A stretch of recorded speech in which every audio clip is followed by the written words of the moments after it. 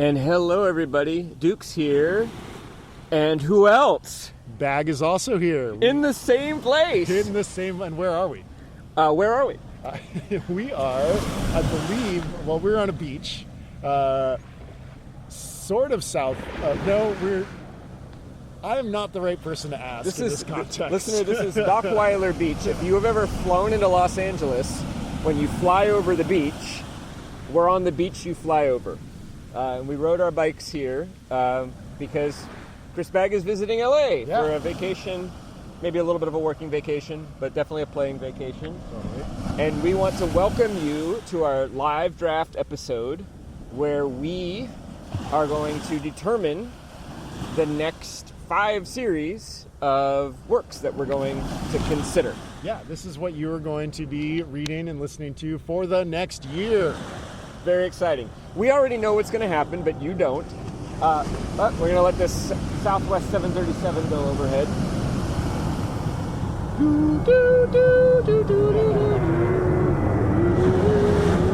It's not actually an F-14.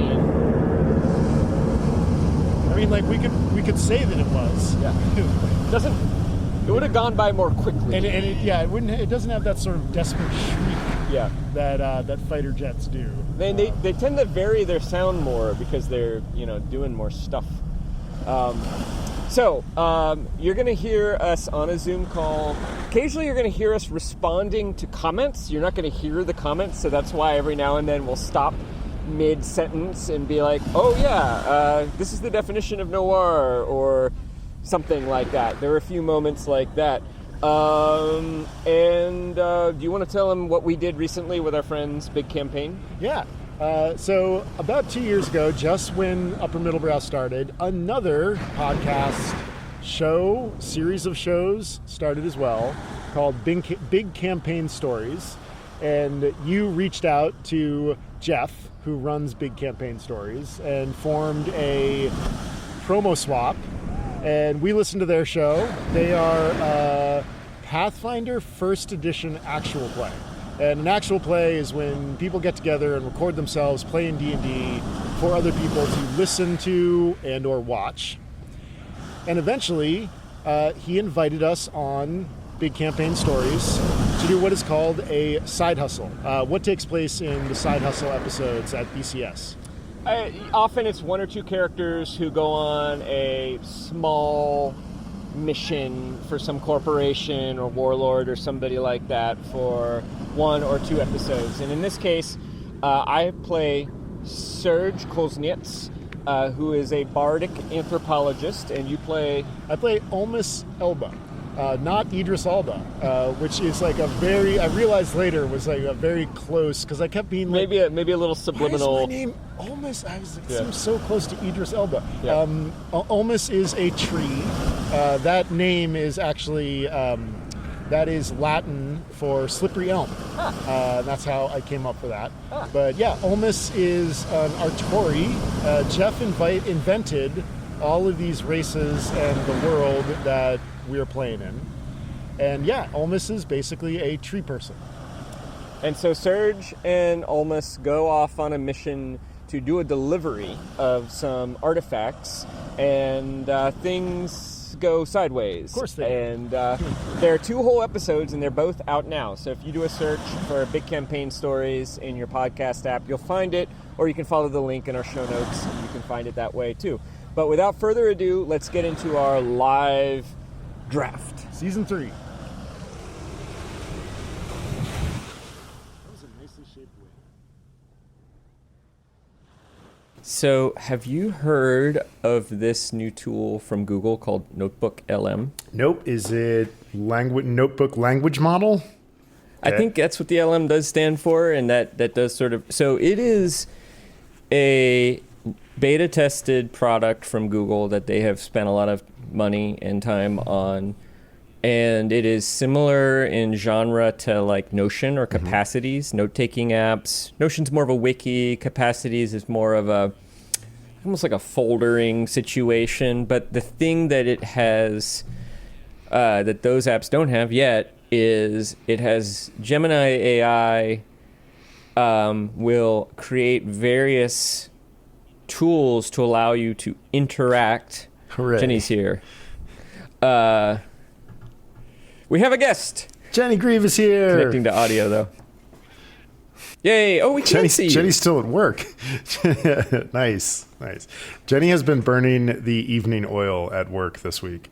When I have been leaving, she is usually still there. I didn't really. Okay, well, I'm fine with people like showing up video too. Like, so Jenny, you're welcome to let us see your face and your sunglasses and your beautiful workspace. The entire. Oh, you do have the same like co-working space? We do, yeah. We work at a place called Embark. It's very fun. Yeah. We are dressed up because we respect our audience.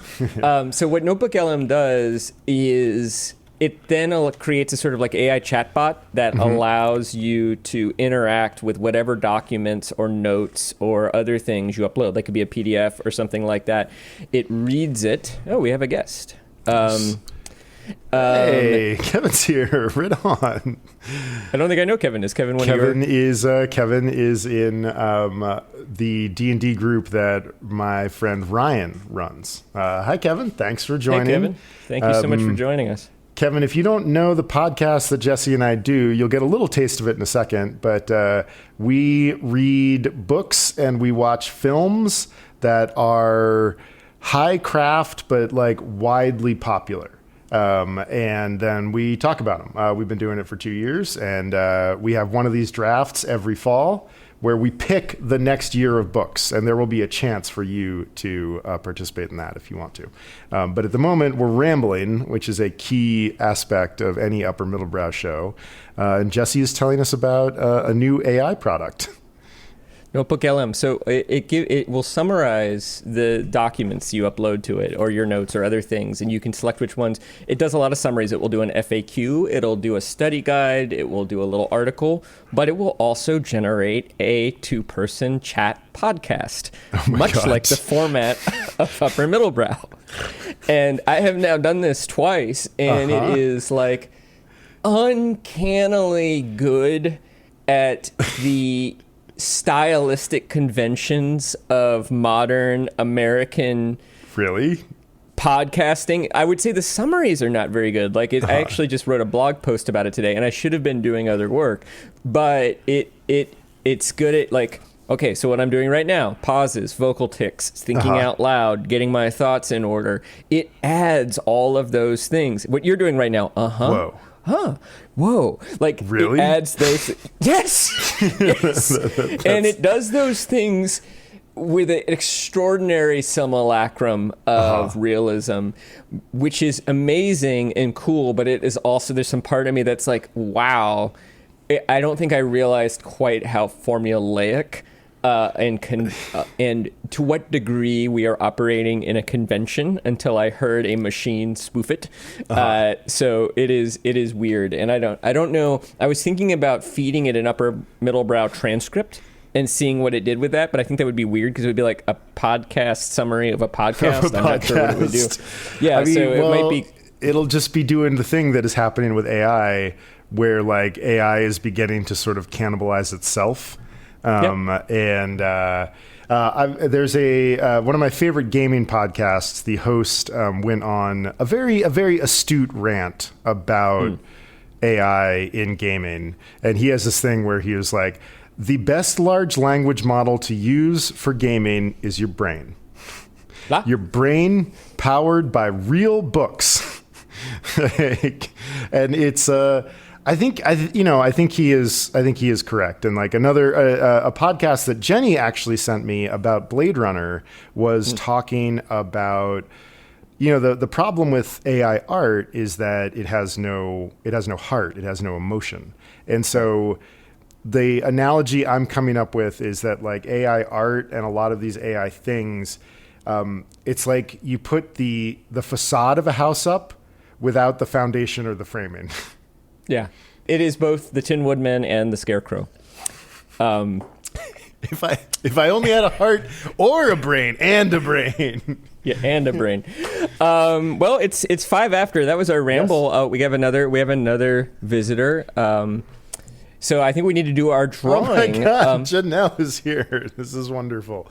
Oh, well, the Chris, like if this were a wedding, all the guests would be on one. If we were getting married, all the guests would be on your side of the chapel right now. Yeah, it's true. It's true. I mean, so let's see. I will quickly do the same introduction. This is great. Do you guys want to play some D&D?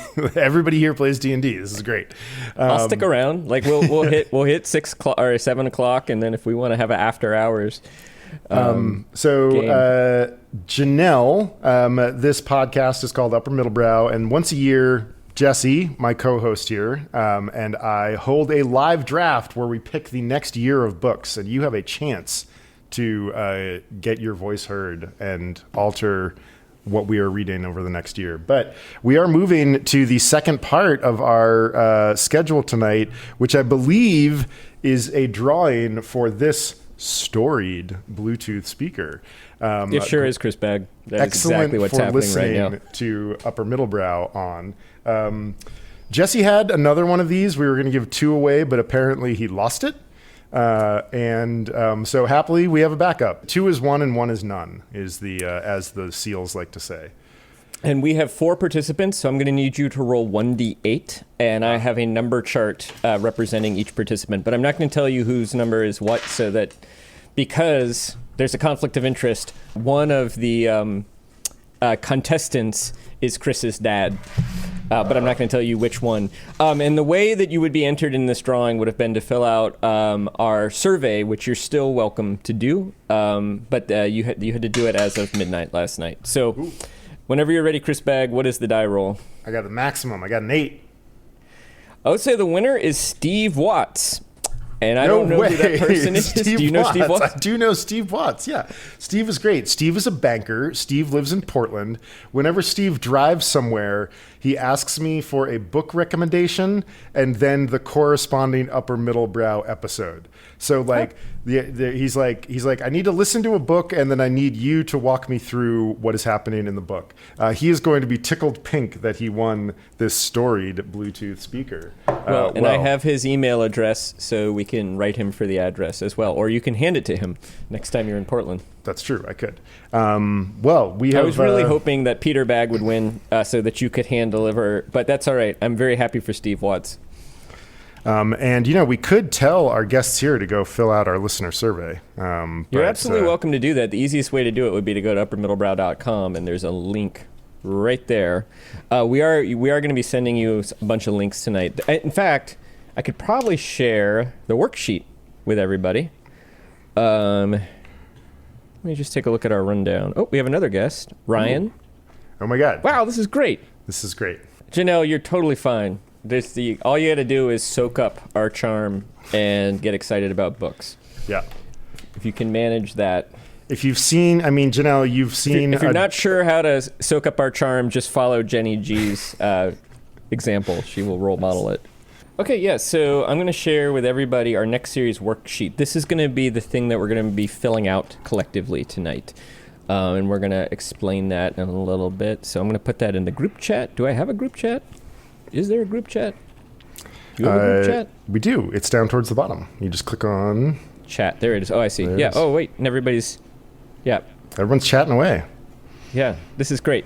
Keep the chats coming. So we've done the drawing, so we're going to do the review of the night's plan. I've just shared the working doc with the group. The way this is going to work is that Chris and I each have 4 series of approximately 6 episodes, which would often translate into 3 books, although it might be 2 novels and 2 novellas, or it could be 6 movies or 5 movies or something like that. It could be a play. And so we are going to unveil our proposed series to one another, and we're going to do some kibitzing, and we're going to do some lobbying. And in the middle, we have a very special announcement that Chris is going to make. It's not our engagement. I know that would have been very exciting. And then we're going to unveil all 4 of them, and then each of us will nominate 2 of the other's series. And we're gonna do that one at a time for maximum suspense. So then, at that point, we will have 4 series that we have selected, and we will have 4 series that we have rejected and we have put into the rejection bin. into rejection purgatory. And then you, all of you who are participating, will have the opportunity to vote one of those series out of the rejection bin and onto the podcast. This has never been done before in Upper Middlebrow history. This is the first time. You will be the first people to participate in this. The first presenter of a series will be Chris Bagg presenting his first series. Or Janelle's laughing, which is great. That's awesome. I'm sure there's lots of laughter that we can't hear. Yeah. I'm sure that it's just a wall of jocularity on the other side of this Zoom room. Okay, so I don't see any questions, and we will explain as we go along. Yep. You can also, if you're in the doc, you'll sort of see it happen. So Chris Bagg, does your first series have a name? Yes. And I'll take notes if you want to. My first series does have a name. We're going to see if my copying and pasting happens correctly. But my first series is called Revenge of the Jock Nerds. So that's Revenge of the Jock-Nerds. And I have 3 books here that I'm going to paste in that are The Amateurs by David Halberstam, which is a book not even about the Olympics, about the Olympic rowing trials in, I believe, heading into the 1984 Olympics. Whichever one was in Los Angeles. I can't remember if that was 80 or 84. It is an excellent book. The Rider by Tim Krabbe, which is about a fictional one-day cycling race in Europe. It is a work of fiction, that one. The Amateurs is nonfiction. And then Where No One Knows Your Name by the great baseball writer John Feinstein, about what life is like in the minor leagues. Do you have the years of these books by any chance? Ooh, that's a good one. The Amateurs is going to be early 80s. The Rider, I believe, is also 80s or 90s. And Where No One Knows Your Name is recent. So I can figure that one out. It's not urgent. I only know Halberstam and Feinstein. I do not know Tim Krabbe. That's strong. That's a strong opener. Yeah, I went for it. I'm very pleased with the Revenge of the Jock-Nerds title. Because if you have seen Revenge of the Nerds, the antagonists are jocks. Right. And Jesse and I live in the middle. I mean, our whole podcast is Revenge of the Jock-Nerds, basically. Like we're taking our revenge. Jenny has a great point here. That David Halberstam, as we are to sports and nerdy things, David Halberstam is to sports and political nerdy things. It's so easy to forget that he's also one of the great political writers of our generation. That's right. Right. And I mostly he wrote some inside the Nixon administration articles, and then I believe also had some Vietnam reporting that was well regarded. He is considered wordy. Big books. Big. Wordy? Big what books. Is, wordy. Wordy. What is wordy? What is that? Is that, arguably all writers are sort of working with words, right? Well, yes, but as somebody who has also fielded the critique of verbosity, or prolix, isn't that great that that's also another word that sort of stands in for wordy or verbose? Prolix, what a strange and wonderful word. I don't know that word. Yeah, it's great. It's really, that's my first series, Revenge of the Jock-Nerds. Column A, wait, so how did you, you're putting, I see how whatever, I'm not going to worry about it. I'm not going to worry too much about it. So, first book is, and I don't have the dates either, P.D. James, An Unsuitable Job for a Woman, which I believe was her debut novel. It was certainly her debut mystery novel. I believe it's from the early 80s or late 70s. The next book is Kate Atkinson's Case Histories. I don't know that. English countryside murder mystery from probably the late 90s or early 2000s. And I will say I've read all of these, but not recently. And I thought it would be fun to do some mysteries. And I thought it would be fun, sort of similar to our Black SF, to do the genre with an identity that is often not associated with the genre, but probably should be. And so the third one is Tana French's, I believe, also debut novel, In the Woods. That was probably from like the early 2000s. Nice. Agatha's Descendants. That sounds fun. Yeah, there'd be some killer dramatic irony if you had read them and I have not. You know, like that's going to be a fun tension during the show. Well, that sometimes happens, you know, or, and sometimes I feel like sometimes I say it's really with a checkoff. Sometimes one of us is very fascinated to hear the other person's. Mm-hmm. Oh, you know what I forgot to mention? Everybody gets a door prize. Oh, that's right. Yes. These are the door prizes. Jenny's going to be so happy. They're punk rock style decals in the style of our podcast merged with the Endless Summer logo. Yes, you'll get one. And they're perfect for plastering on sort of like your local skate park or like wherever the local punks like put their decals of their bands. You can put your decal of your favorite literary podcast, which I'm sure will go far. Depending on the number of attendees, we'll send you like 2 or 3. But if you feel like you have a place where you'd like to drop them off, like a bookstore or something, let me know and I'll send you a bunch. Happy to do that. So that I forgot about the door prizes, but you're all getting them, and when you vote, you're going to give us your mailing address so that we can mail you your door prize. So that's how that's going to work. But yeah, I guess we got to move on to CKB2. Oh, I thought I didn't. You? Oh no, you're right. That's right. You're next. We're going Bagg, Duke's Bagg. Yep. Yep. A Duke's sandwich with some Bagg bread. Sandwich. All right. Well, this series, it has a very simple title. I wish I'd come up with something better, but very simply, it is just called Three Body, and the author of each book is the same, so I'm going to paste them all in at once. This is Su Shin Lu's seminal hard sci-fi trilogy, starting with the Three Body Problem. These are the most amazing sci-fi books I've read in like the last decade, and I think probably the greatest sci-fi trilogy I've ever read, perhaps competing with the Foundation series and perhaps competing with a couple of Kim Stanley Robinson. But I got to say, I don't think there are a lot of good sci-fi trilogies. I think often when you have sci-fi trilogies, the first book is the good one, and then the other 2 books are just sort of like play in the world establishing. But these 3 books build upon each other, but there are new ideas in every book. And I don't think you've read them, right? No, I haven't.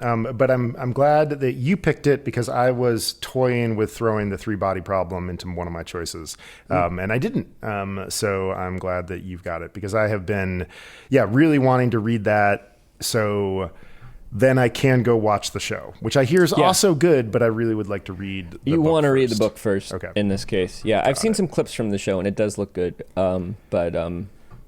Yeah. Okay. And that's actually part of why I wanted to do it, because my hope was we would talk about it for the podcast, and then maybe we'll do a live event where we watch the preview of the show.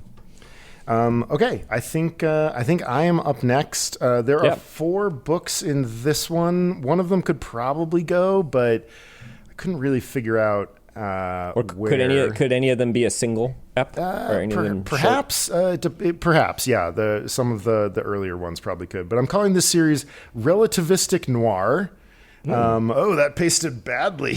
that is not where I wanted that to paste.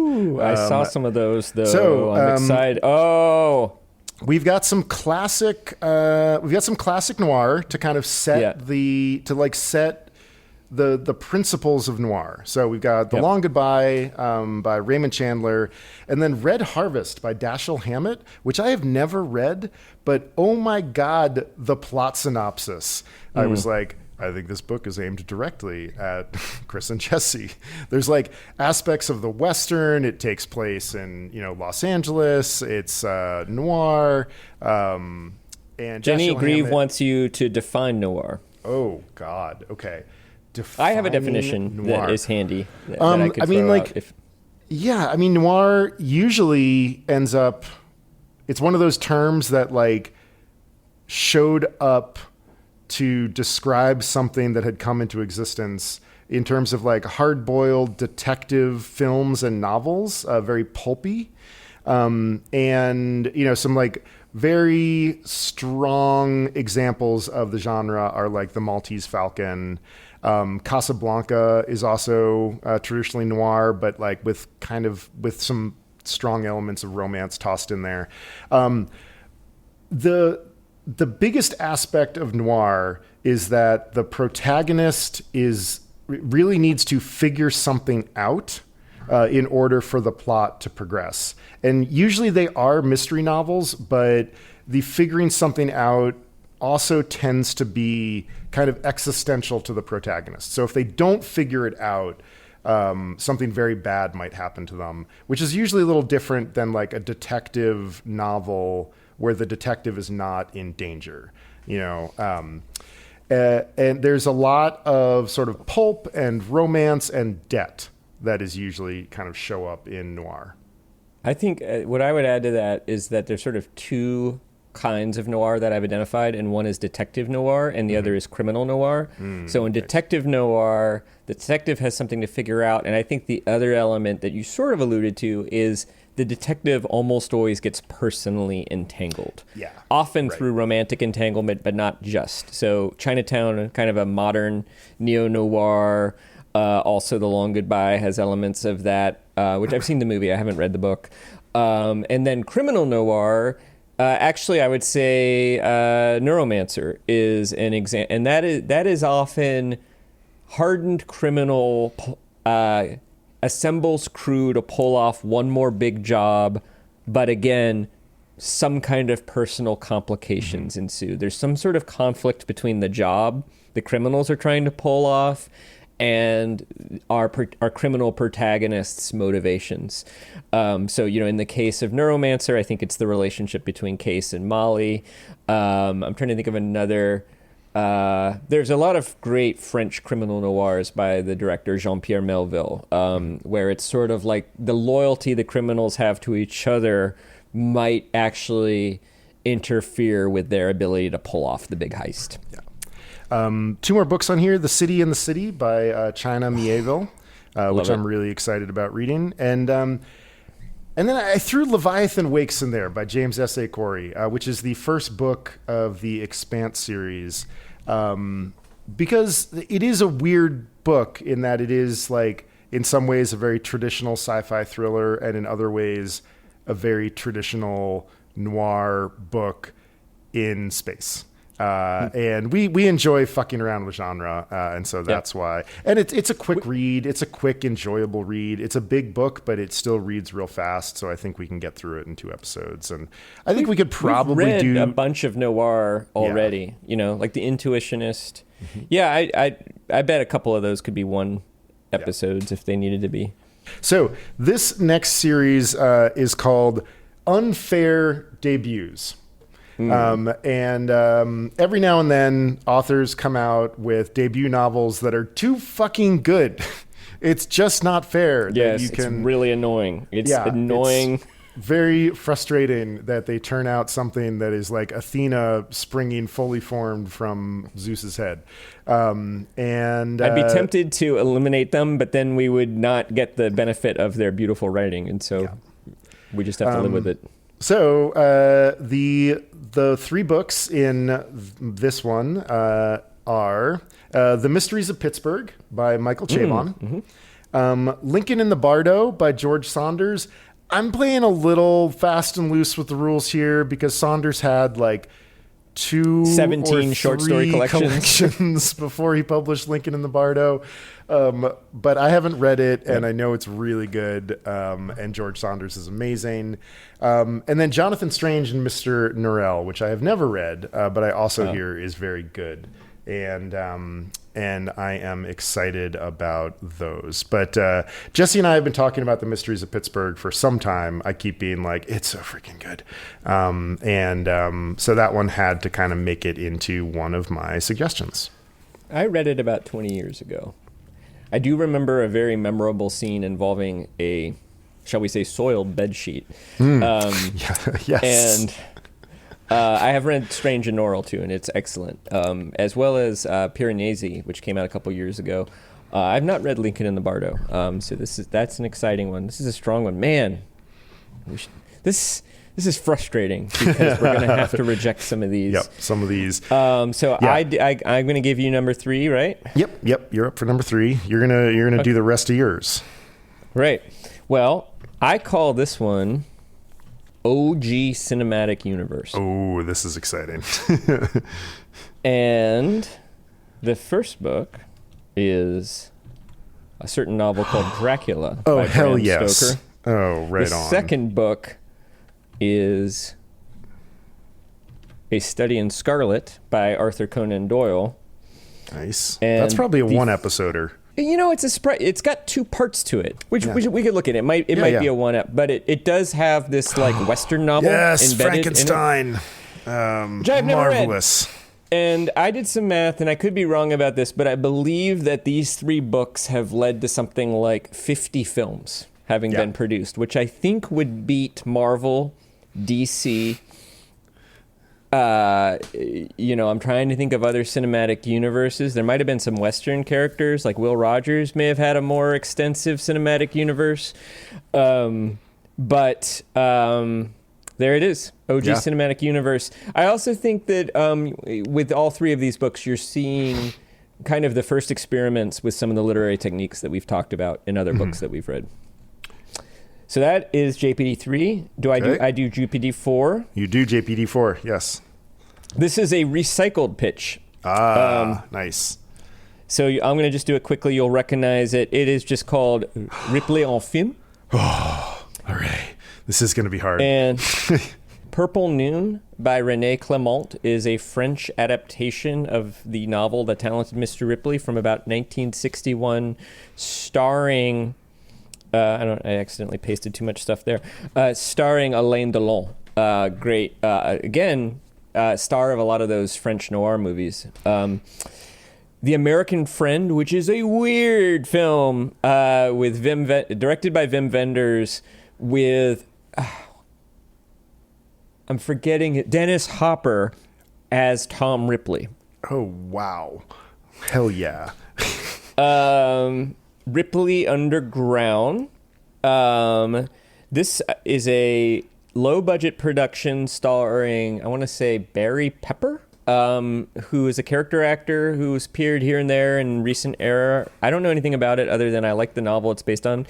Ripley's Game, which you and I watched together in like 2002, starring John Malkovich. Take this watch. Why? Yeah. And then, of course, Anthony Minghella The Talented Mr. Ripley, which I would propose we would do as a live watch party. Yeah, that would be great. That'd be a good one. It'd be good to, we had a very ambivalent experience of Steve Zalian's Ripley earlier this year, and it would be. It's not that we're washing the taste of that particular series out of our mouths, but both of us really like the Minghella version. Well, Jenny just volunteered Janelle as the host for the live watch party. Janelle, you got to get that house finished. I mean, if this happens, it could very well happen in about a year, so there's time. So yeah, we need CKB4. Okay, CKB4. This one is simply called Spaceward Ho. And we've got Consider Phlebas by Ian Banks, The Star Fraction by Ken MacLeod, and Pandora's Star by Peter F. Hamilton. I have read none of these, but I did a quick search for I am looking for excellent and sort of universe expanding sci-fi examples, and this is sort of what I came up with. And there was enough all of these were recommended many times in the places that I was looking, so I was sort of like, all right, yeah, that seems pretty good. I also like that Calvin and Hobbes apparently named your series too. Yep. Exactly. That's why it was so, I was like, why does that sound so familiar? The only one of those I know anything about is Ian Banks, and I haven't read any of them. That kicks off a series called the Culture series, which is 14 books or something like that. I don't think it is a plot episodic series. You don't get the same characters. It's not the Wheel of Time But you sort of exist in the world. It had like a lot of like Lancer overtones. It was like, oh, a post-scarcity galaxy. And I was like, oh, I'm sure Miguel read this while he was writing Lancer. But that's my last clutch of books. So what we now have is a kibitzing period during which you and I can ask each other questions about these series, and also the attendees are welcome to chat questions or to lobby. And then what we'll do is you and I will each unveil our first choice, and then we'll unveil our second choice. We could unveil them both at the same time, but that would be minimally dramatic, and we're not interested in minimal drama here. No. We want maximum drama. Do you have any questions for me? Yeah, what made you turn to the OG cinematic universe? Like, what got you thinking about those three, like not just like iconic, but like foundational, like pieces of work? I read Dracula for the first time about a year ago, and I was really impressed. And I don't like horror as a genre. And there were a couple of moments in that book where I was like, I'm going to read something else before I go to bed, or otherwise I'm going to imagine like a Victorian man at my window tapping at the door and then flying off as a bat. I don't think that's a spoiler. There's a Victorian man who taps at windows. I was really impressed. It's an epistolary novel, which is just a triumph of craft. It is to some degree a melodrama, which doesn't age well. But it also really reminded me of A Study in Scarlet, which I've read a couple times. I read it in middle school, and then I think I read it in my 20s. And I was struck by how similar Van Helsing and Sherlock Holmes characters are as both products of post-Enlightenment rationalism and scientific thinking. And I thought that was interesting. And I've never read Frankenstein. And then I think there's all this talk about like Marvel and DC and cinematic universes. And I was just like, let's go back to the first one, you know? Yeah. So that's what got me into it. And then I believe Frankenstein was written like 30 or 40 years before both of them too. So I also think it's a very early genre novel. We're like mid-19th century, I think, like 1850s, 1860s, yeah. I think for Frankenstein and then Dracula and Study in Scarlet are more like 1880s or 1870s or something like that. Yeah, I mean, like what's wild about those books is like you don't get much like traditional horror. You know, like the horror film is about being stuck and like being stuck with bad resources.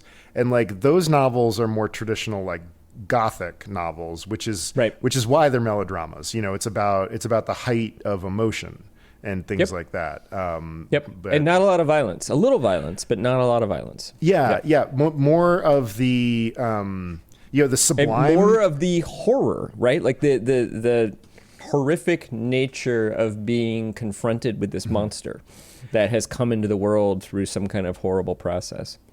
And wrapping your human brain around that. I think that's one thing that's like so cool about those novels is they really deal with the otherworldly aspect of it. Like, oh my God, which like these days we don't really experience much of because we have things like the Marvel Cinematic Universe to paint the rest of, the universe. And it's just less surprising these days. It's less sublime.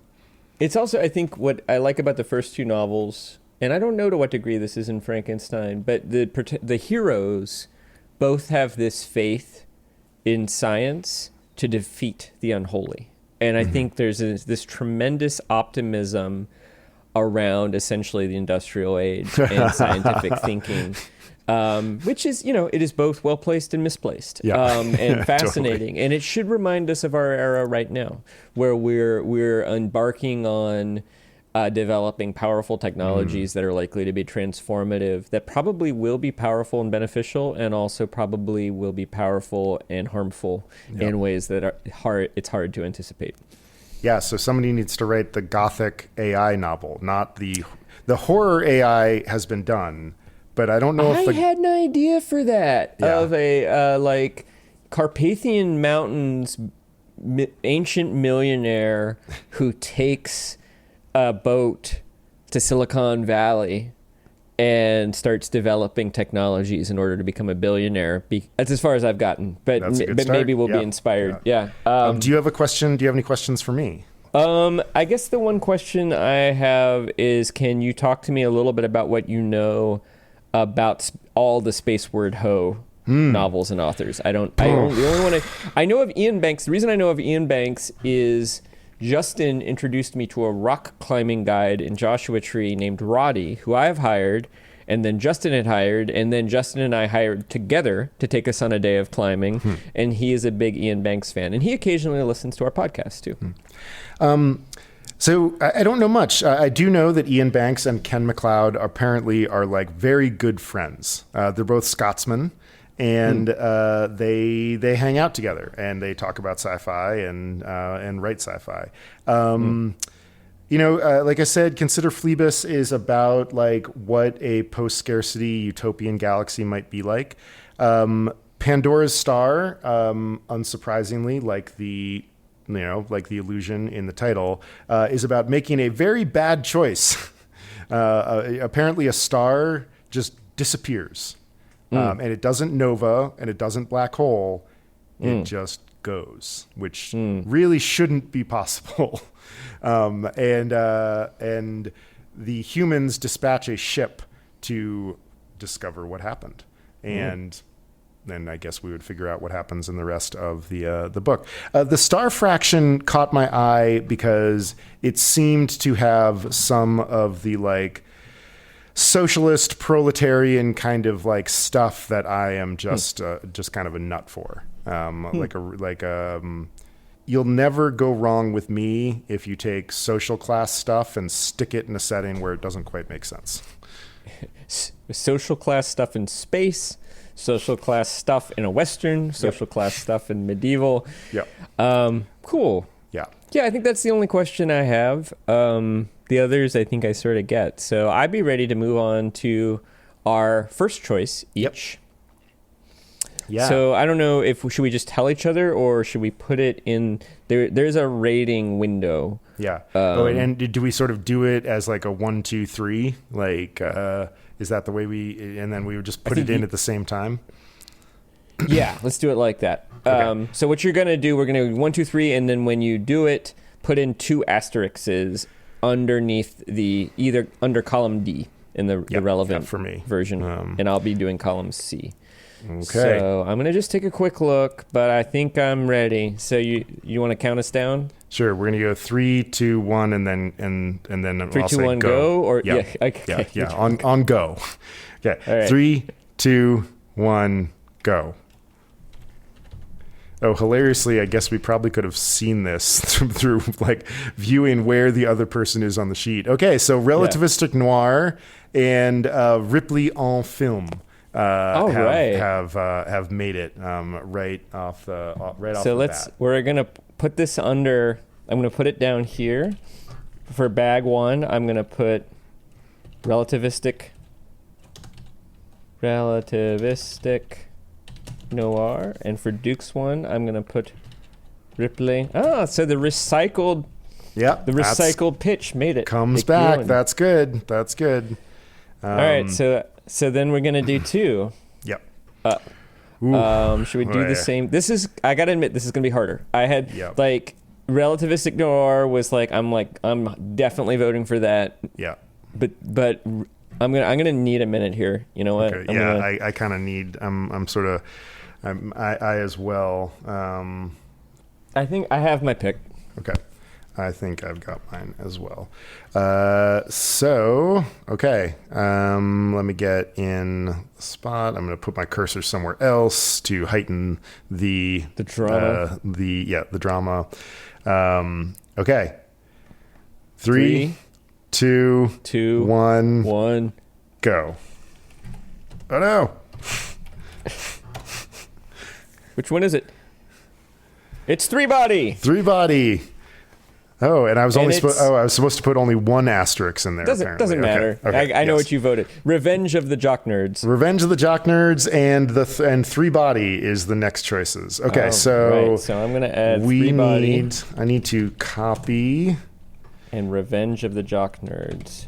We can. Nope, not that one. So this is, you know what, I'm going to set up the ballot for the listener choice. I think we're down to 2 attendees right now, so you two are going to be very powerful. To send it to Jenny. To Jenny and Ryan for their votes. I'm going to update the voting document, and then you should, we can only the strong survive. That's right, Janelle.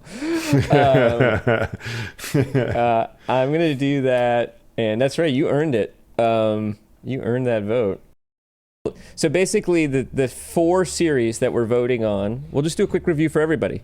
One is a series called Unfair Debuts, which includes The Mysteries of Pittsburgh by Michael Chabon, Lincoln and the Bardo by George Saunders, Jonathan Strange and Mr. Norrell by Suzanne Clark. Another one is Spaceward Ho, which includes a book called Consider Phlebas by Ian Banks, The Star Fraction by Ken MacLeod, Pandora's Star by Peter F. Hamilton.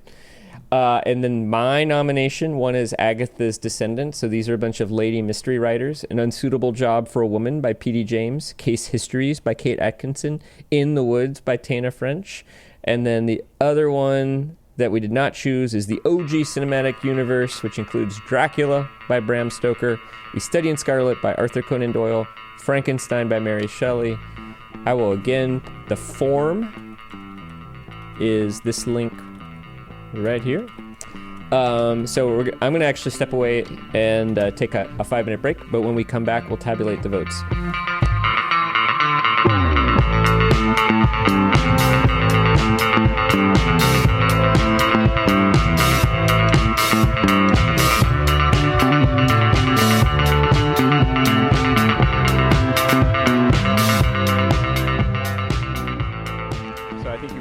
If it doesn't work, we'll do another one. All right, so describe what we're seeing. Right now, we are looking at a group of friends, and maybe one person who is not a friend. Or maybe needs to reconsider his friend choices.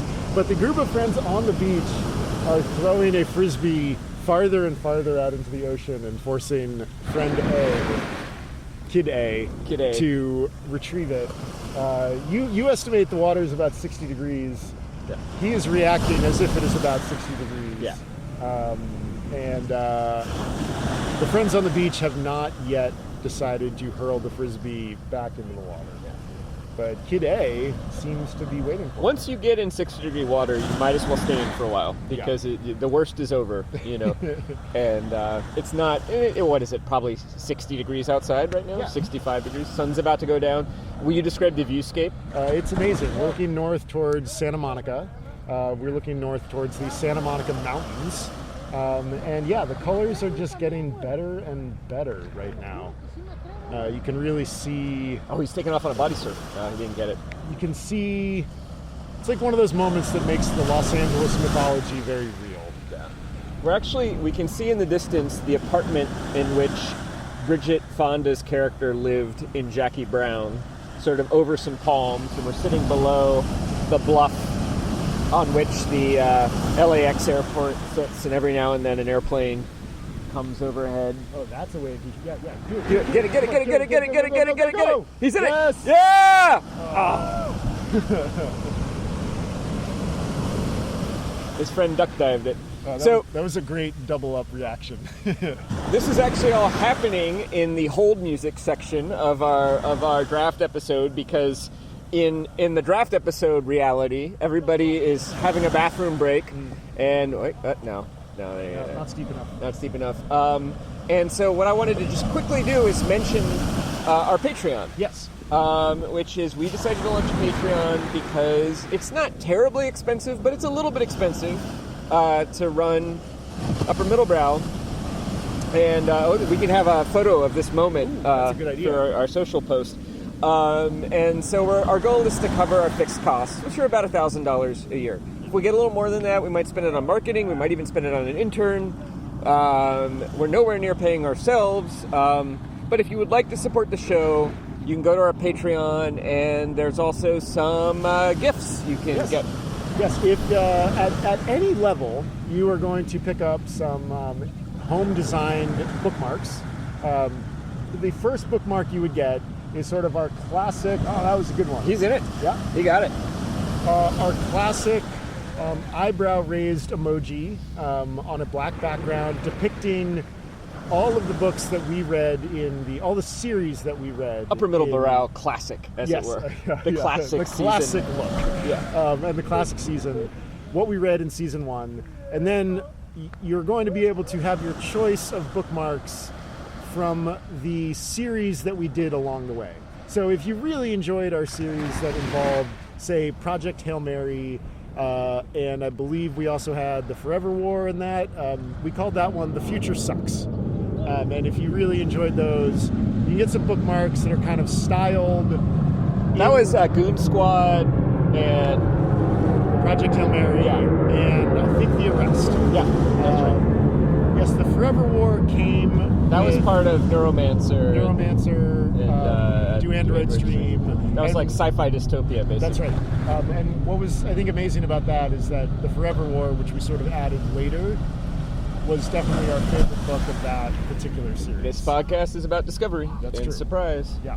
But yeah, curiosity. you can get some bookmarks, and then at some higher levels, you can also get some editorial creative time with me or Jesse, or me and Jesse, if you want that creative threesome. Pay us to hang out with you.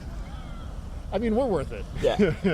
I mean, if you saw where we were sitting right now, and you could hang out with us, you would want to be here. You would want to be here. You would want to be It's here. just we getting could curate better this and better. experience for you. I have a folding bike. True. You could be Yes, with us you could right make it now. happen. We could come to your house and Now. tell you now. I could be at your house right now with now. Lisp and Glova. Well, but right now, you are anxious to learn what did the listeners vote on for the listener's choice episode, and so we're going to take you right back to that to learn what is the 5th series of Upper Middle Brow Season 3.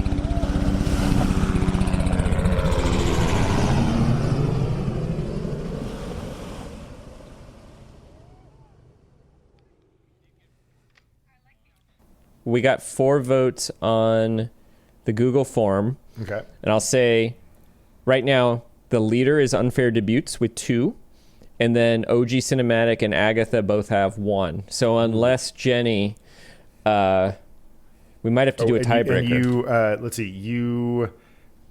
Can you see who voted? Yes, I can. Okay. All right. So Jenny's vote was for the OG Cinematic Universe. Oh, we have a tie. Unfair Debut. Do we need to have a vote off? Oh my! What? Now what? I don't know what to do. We didn't even So consider we're the possibility tied of a between tie. OG Cinematic Universe and Unfair Debut. Yeah, we could just Oh, do them boy. both. We could. We could. Then do that. that's a lot. It's a lot. That's That's a lot of books. 6 series. That is 6 additional, like, non-science fiction books.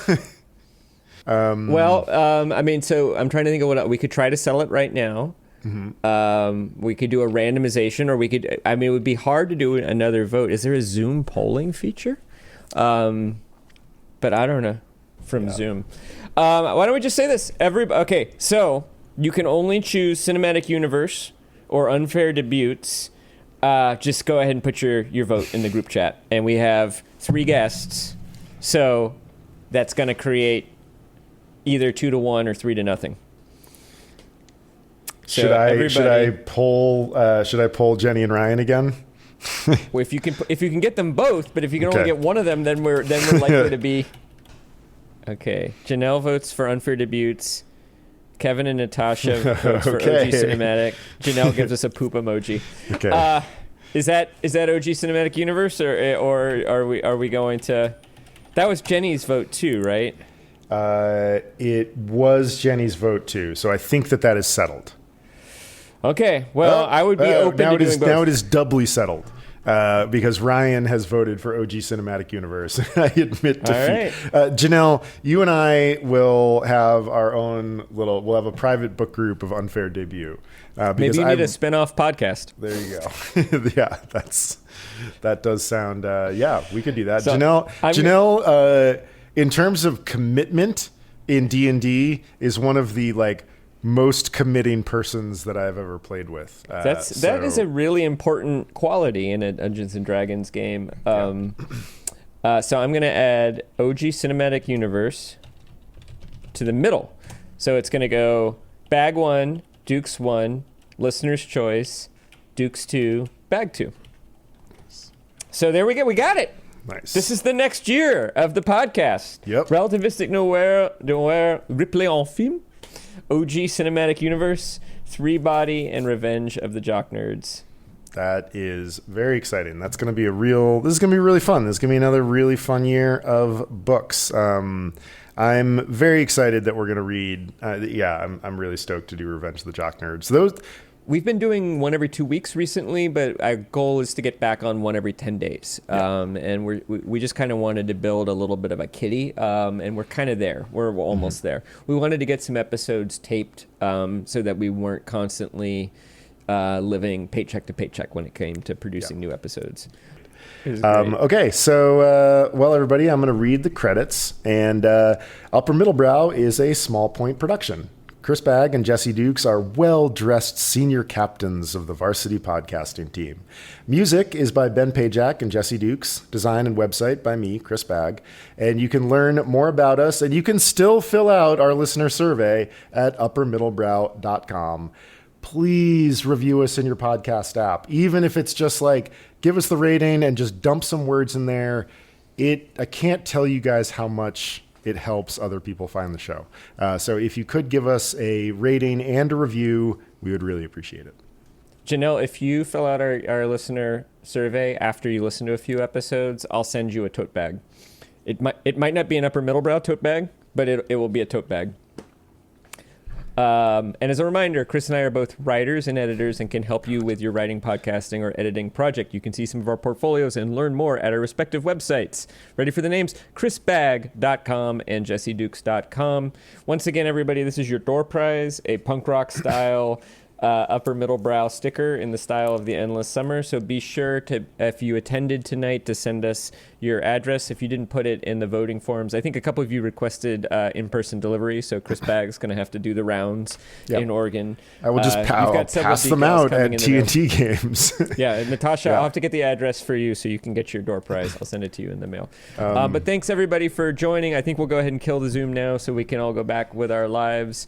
Bagg, do you want to do a quick chat on the phone as a recap after we sign off? We could stay, you and I could just stay here in the Zoom. We could do that Then too. we have to tell everybody to go away. Go away. It feels aggressive. Go. All right, everybody, go away.